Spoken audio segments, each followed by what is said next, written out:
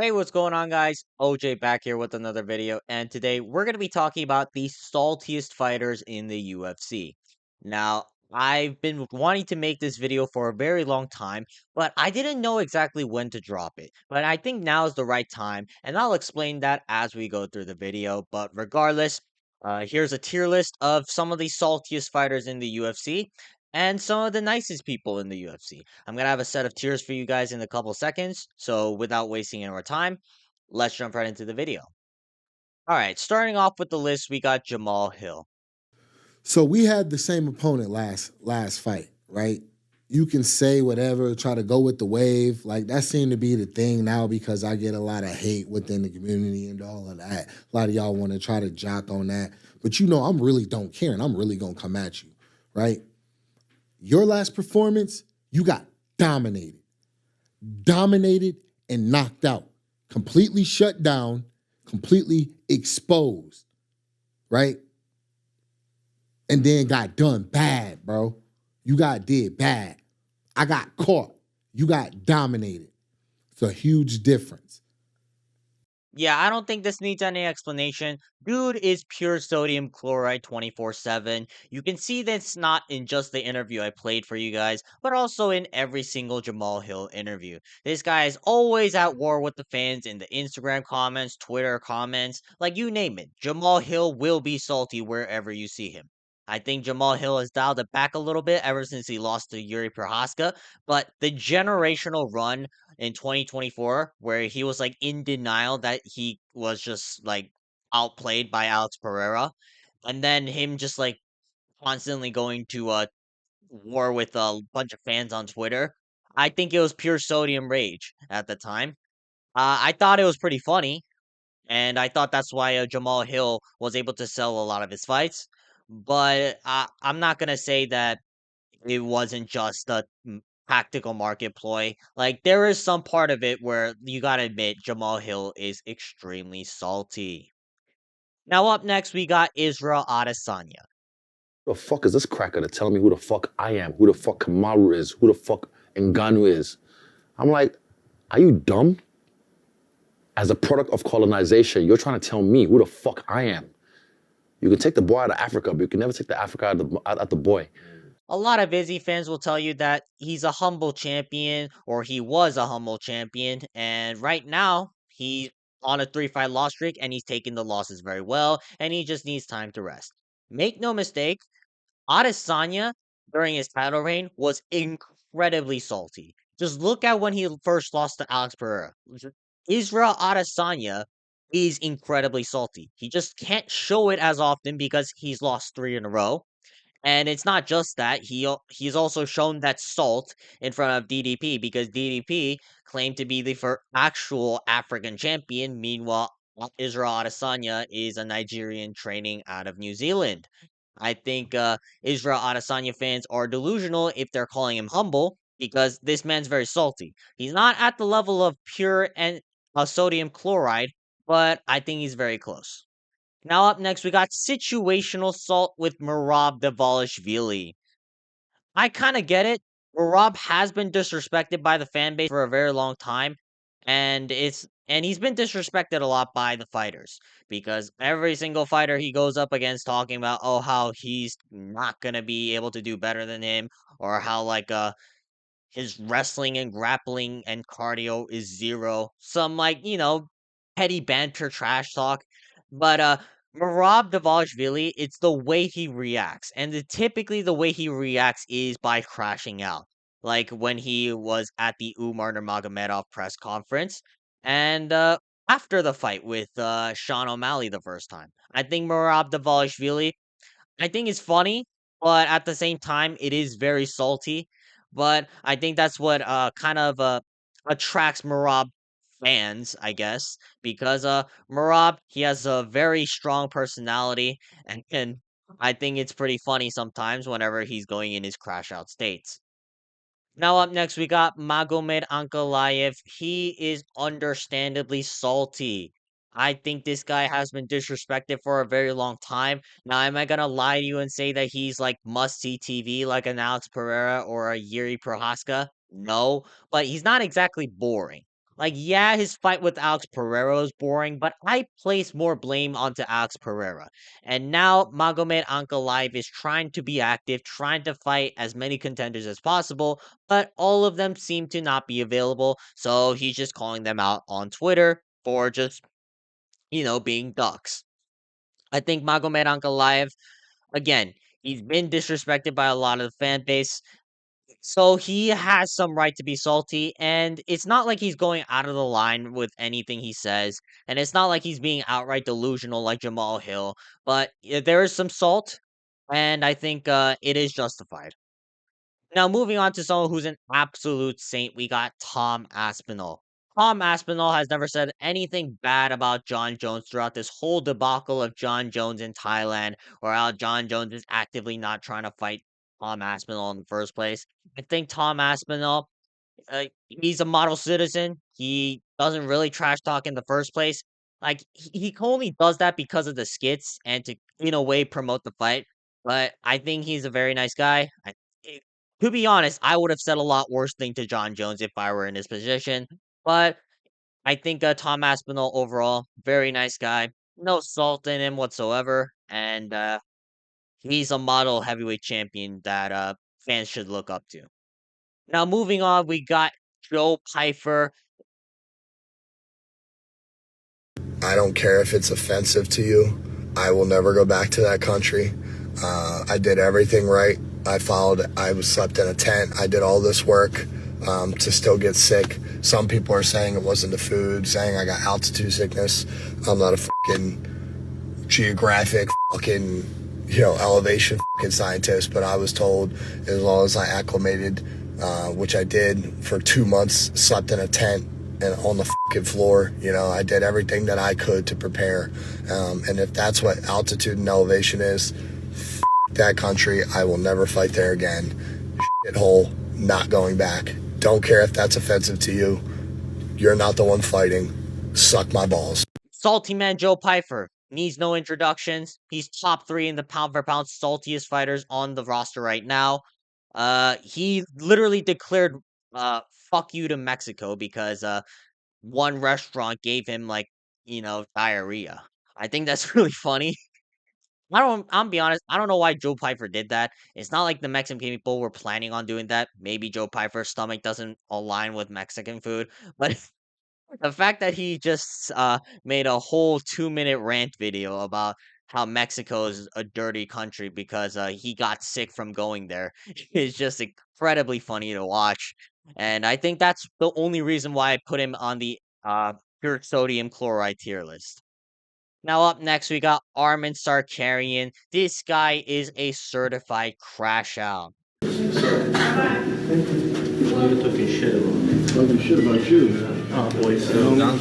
Boys. I mean, whatever you want to do, bro, mama.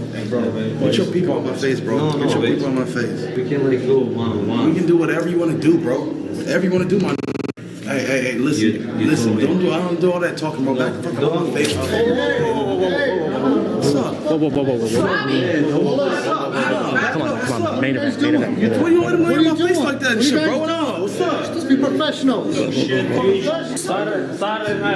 Now, I think his situation with Bobby Green was in poor taste, and you gotta understand, Armin Sarukian's very quick to lash out in anger. He once tried to jump a fan for just booing him in front of the crowd and flipping him off. Like, bro, you're a professional fighter. I don't think you should really risk that, but yeah, you do you. But anyways, Armin Sarukian, he's very salty, especially now because he's not gonna get the next title shot for the lightweight belt.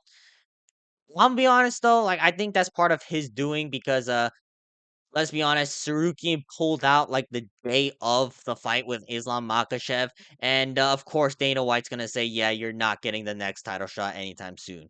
So I think Armin Sarukian, he's very salty. It shows. He's not as salty as the guys up here, like a Jamahal Hill or a Joe Pyfer, but yeah, he's very salty. Just again, watch his interactions with Bobby Green once more. Now up next, we got someone who's situationally salty, Sean Brady. Sean Brady is a training partner of Joe Pyfer, and he's from Philadelphia, so naturally there is some salt to Sean Brady. But I haven't really seen Sean Brady really go out of his way to express the pure salty rage. Now, he does clap back at people like Leon Edwards if Leon Edwards decides to just start trash talking him. But outside of that, I think Sean Brady, he hasn't really done anything like outright delusional or outright salty. It's only when he's being attacked. Now, I don't think Sean Brady is all that salty, but the fact that he's training with Joe Pyfer, it just would be surprising if Sean Brady didn't have any type of salt rage within him. Now, up next, we got Peter Yan. Now, Peter Yan, uh, I think many of you guys would be surprised to see him on this list, but I think he has some salt, but it's justified. He's been a little bit salty because Sean O'Malley got an undeserved title shot, and the fact that Sean O'Malley robbed him. Like, this guy's salt is mostly geared towards Sean O'Malley, but I think it's justified. I thought he won the first fight with Sean O'Malley, and I think Peter Yan should have been the rightful challenger against Merab Dvalishvili. Now, I know that some fans are going to say that, oh, Merab beat Peter Yan 50-45. I don't think it's going to be a 50-45 this time. I think Peter Yan is going to do a lot better against Merab in the rematch. I just wanted to see Peter Yan get the title fight over Sean O'Malley. Again, not the ideal circumstances, and it's not like Peter Yan's been quiet about his disagreements with the UFC, but I think it's justified salt, which is why I'm putting him in this tier.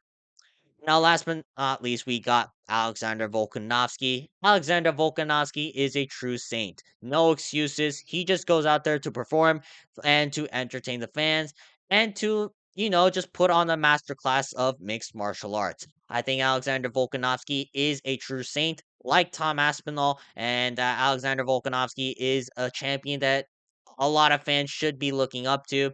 Uh, I don't know if I know that Volkanovski did have some salt because a lot of people were discrediting his wins over Max Holloway, but I think that's gone from now. And compared to and I'm gonna be honest, I think he could have gone a little bit more during his run to the title because a lot of people were discrediting him. But I think Alexander Volkanovski now that he's beloved, that he has no reason to show the salt, and he's a true saint ever since people started acknowledging his skills. Now, moving on, we got Kevin Holland. That's what I think. Think it's an ego problem? That's what I think. You I don't say have- you. I don't have much of an ego. Since we've been honest, Unless we're sitting across each other, we're both shooting 45 70s. We're trying to see who can hit the target. I don't have much of an ego. well, This guy is the number 3 pound for pound saltiest fighter on the roster. I think Kevin Holland is incredibly salty, and he's kind of soy, you know? I don't know why he's picking fights with Rampage Jackson, but here is Kevin Holland picking fights with 50-year-old Rampage Jackson. Kevin Holland, uh,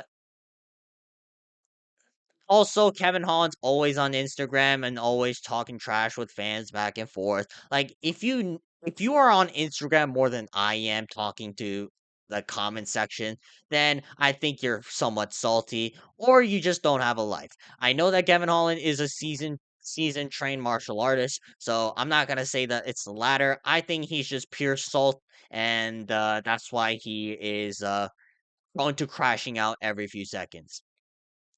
Now, moving on to someone who is very salty, we got Kamaru Usman. They can't even spell your name right. Now,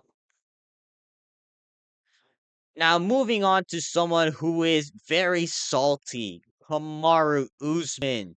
Wobblestone, cobblestone knees, no more. He said, "Shut up" to us for talking about his wobblestone, cobblestone knees. So I guess I mean, fair enough. He beat Walking Buckley 4 rounds to 1. So I guess I'll take that out. But even before then, he's been very salty. Like, he's calling Leon Edwards's title reign a fluke when in reality, like, he lost to Leon Edwards twice. And Kamaru Usman is not exactly humble in a lot of his fights. Like, only if he wins. When he loses, he's like, "Oh, I should have got ready for 5 rounds." It's like, "Oh, I could have done better if I had a training camp." Like, oh, there's a lot of excuses with Kamaru Usman. I can't really name all of them specifically, but there are a lot of excuses on Kamaru Usman's part whenever he loses a fight. but I think he's very salty. And in a way, I think that's the reason why he's been able to stay at the top of the welterweight division for so long because of his pure salt rage. It doesn't compare to any of the guys at the top, but I think he is very salty. Now, moving on, Rickus Duplessis. This man, if you insult him, he's gonna come at you with full force. Like this guy will go at anybody. Steve Urseg, Israel Adesanya, Hamza Chimaev. Like this guy will go at anybody who tries to criticize him even a little bit. I think it's pretty funny. I think his clapbacks on Twitter are really funny, but at the same time, Rickus Duplessis is pretty salty, and it shows whenever he's on Twitter typing to a bunch of fans about how he's kissing his coach and shit. But I think it's fun, so DDP, keep it up, and I hope his fight with Hamzat doesn't get canceled. Now, moving on, we got Bilal Muhammad. I think Bilal Muhammad, he is salty, but I kind of understand it. Bilal Muhammad, similar to Magomed Ankalaev, has been discredited for a majority of his career. And Bilal Muhammad likes to talk. And fair enough, people disrespect him. Hell, people didn't even know he was a champion while he was holding the belt. But I think Bilal Muhammad, he's kind of in a way earned the fact that he can be salty because he's proved a lot of doubters wrong. And even though he lost to Jack Della Maddalena like last month, I think Bilal Muhammad proved that he is a top welterweight. He is a fun fighter at times, and I think Bilal Muhammad, although he's salty, I think it's justified. Now, moving on to someone who's an absolute saint, we got JDM. Now, I could be mistaking Saint for someone who just barely speaks on the mic because JDM does not like to talk on the mic whatsoever. JDM is a pure fighter, but you can tell that JDM has a very kind soul because this guy has nothing but respect for anybody he either goes up against or just like, talking about like fighters within his own team. I think there's no salt within JDM. Even if he loses, I don't think there's gonna be any salt with him. Yeah, he's gonna feel bad about losing, and yeah, he's gonna feel very upset. But I think JDM is a model citizen, hence why I put him in the same tier. Now, moving on, we got Leon Edwards. This dude is incredibly salty. His whole build up to Sean Brady, I think all Leon Edwards could talk about was the fact that he had to fight Bilal Muhammad at 5 a.m. UK time. How he hurt his back during the Bilal Muhammad fight, and this and that, and all these sorts of excuses. And what I find funny was the fact that Sean Brady beat him worse than what Bilal Muhammad did to him. I think the fact that Sean Brady's even calling him salty after the fight because Leon Edwards didn't shake his hand, I think that speaks to how salty Leon Edwards truly is. And simply put, Leon Edwards, he's not someone who likes to talk on the mic a lot, but for someone who doesn't like to talk on the mic for a lot, I can just tell that he's incredibly salty sometimes. And I don't know, I just find that pretty funny. Now, moving on to someone who's very salty, John Jones. Now, you may not think there is anything to be salty about when it comes to John Jones, but trust me, John Jones is very salty right now because a lot of the fans do not acknowledge him as the heavyweight champion. John Jones is fixated on the people's opinion, and the people's opinion says that Tom Aspinall is the champion because Tom Aspinall actually fights current ranked contender heavyweights. John Jones, all he did was fight Stipe Miocic, and he's trying to look validation. And because people aren't giving him validation, he's doing all sorts of stunts, anything except fighting Tom Aspinall. I think John Jones is incredibly salty as of recently, and until he fights Tom Aspinall, I don't think the salt is ever going to go away because everybody is going to be calling John Jones a duck, a coward, you name it, John Jones will be called that. Now, on to someone who is situationally salty, Dustin Poirier. Now, I speak as a Dustin Poirier fan. Dustin Poirier, when he loses, he's humble, he's graceful. There's nothing to complain about when Dustin Poirier loses and his reaction to the loss. However, when he wins, it's pretty funny salt. Like, for example, in his fight with Dan Hooker, Dustin Poirier was chewing out Dan Hooker because Dan Hooker was saying like he's gonna fight Justin Gaethje right after. going past Poirier. I think that's very funny. I think that in a way that's what makes certain like fighters like Dustin Poirier and any top legend like kick. Because to a normal person like me or you guys, it's like he didn't Dan Hooker didn't say anything disrespectful. But I think Justin Poirier just takes the salt to an nth degree situationally. And he could be higher up, but I think DP he doesn't really show it that often. Hence why DP is on the situationally salty tier. Now moving on to someone who is justifiably salty, Dominic Reyes. Dominic Reyes, for the most part, he is a chill guy. But when you talk about him and John Jones, Dominic Reyes is always mentioning the fact how the judges robbed Dominic Reyes that night. And to be fair, I don't blame him because I, to this day, say that Dominic Reyes beat John Jones 3 rounds to 2. I think Dominic Reyes he is justifiably salty about the fact that John Jones actively ducked him in the rematch. John Jones just vacated the light heavyweight belt, and the fact that he just walked off after winning a bullshit robbery against Dominic Reyes. I think Dominic Reyes, again, he most times he's a chill guy. It's just when John Jones is brought up or anything like that, all he does is throw shade at John Jones. Now, moving on to someone who is an absolute saint, we got Robert Whitaker. I have never heard Robert Whitaker talk trash to anybody at all. I think the only time he said anything was to Hamza Chimaev, but that was because Hamza Chimaev was talking trash on Twitter right after Robert Whitaker beat Ikram Aliskerov because Chimaev pulled out of their initial scheduled bout. Outside of that, Robert Whitaker has rarely shown any form of salt. I think Robert Whitaker, he is an ideal model citizen. I think Robert Whitaker is one of the fun and likable middleweights in the UFC roster, and I think Robert Whitaker there's nothing really for him to be salty about. Everyone loves him. Like, yeah, he did lose the belt, and like he did lose a couple of fights, and it's hard for him to get back to the title. But again, I think he's more upset with that, and it's not salt. Hence why I'm gonna say that Robert Whitaker is truly a saint. Now moving on to Chris Curtis.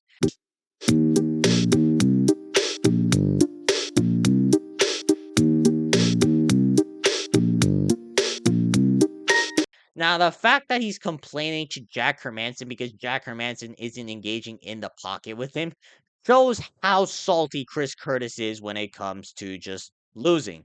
And it's not just losing, it's the fact that Chris Curtis is losing because people aren't stupid and aren't doing what Chris Curtis wants, which is just trading in the phone booth hook for hook. Chris Curtis is undoubtedly one of the saltiest fighters on the roster. Now, to be fair to him, he has had a lot of bad decisions go to his way, but at the same time, you can't deny that Chris Curtis is incredibly salty, and the fact that Chris Curtis I don't know. He's training with Sean Strickland. I guess some of the salt just rubs off on him naturally. But I don't know. Chris Curtis has always been a salty fighter, and that's saying that even without the unfortunate events that occurred throughout most of his fights. Now, moving on to someone who is incredibly salty, we got Bo Nickel. Bo Nickel, I think. Oh, okay. Now, moving on to someone who is incredibly salty, we got Bo Nickel. Bo Nickel, after his loss to Rainer de Ritter, said this on his podcast. If that doesn't scream salt to you, then I don't know what does. Now, Bo Nickel hasn't been doing this for a long time, hence why he's on the very salty tier and he's not in the pure sodium chloride tier because these guys have been salty for years.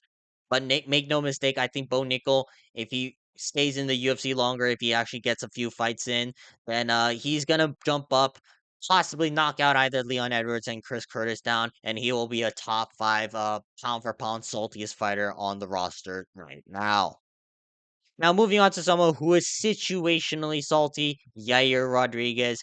Yair Rodriguez hasn't really done much until recently, where he's just chatting shit with Diego Lopez. How he's actively refusing to fight Diego Lopez because Diego Lopez is coming off a loss, and Yair Rodriguez is coming off an uneventful win against Patricio Pitbull. As if Yair Rodriguez isn't lower ranked than Diego Lopez, and as if Diego Lopez wasn't on a huge win streak prior to fighting Alexander Volkanovski. I think Yair Rodriguez is very salty. The only reason I put him here is because, again, similar to Bo Nickel, he hasn't been doing this for a very long time. But I think Yair Rodriguez is showing his salty nature and a little bit more, and he might be bumped up to the very salty tier. Now, moving on to someone who is justifiably salty, we got Aljamain Sterling. Now, listen, as a Peter Yan fan, I love to trash Aljamain Sterling for the knee, but at the same time, I think some people are just unrightfully going after Aljamain Sterling. The rematch with Peter Yan, I thought Aljamain Sterling won that fight 3 rounds to 2, and then Aljamain Sterling beat TJ Dillashaw with one arm. Like, fair enough, that's TJ Dillashaw with one arm, but at the same time, TJ Dillashaw didn't bother to pull out and instead chose to fight with one arm for some reason. And then people are still discrediting him because he went to a competitive decision with Henry Cejudo. I think Aljamain Sterling is a very underrated fighter. I think Aljamain Sterling, he has the right to complain because a lot of people have just been unjustifiably trashing him. And I think Aljamain Sterling is very disrespected. He has justified salt in my eyes, hence why he is in the justified salt tier. Now, moving on, we got Brandon Moreno. Brandon Moreno is a true saint. There's no salt in Brandon Moreno whatsoever. All he talks about is Legos and just fighting. That's all he cares about, and I think that's pretty dope. I think the fact that Brandon Moreno, even after he loses, he's of course he's bummed out, but it's not like he really shows it on his face. It's a very rare thing to see, and I think that's why I love Brandon Moreno because he's very lovable. All right, that's gonna be it for today's video. Leave a comment down below if I missed any fighters you deem to be incredibly salty or not. But other than that, like and subscribe. Leave a comment down below what video ideas you guys want to see me make next. And other than that, I will see you guys next time. Peace.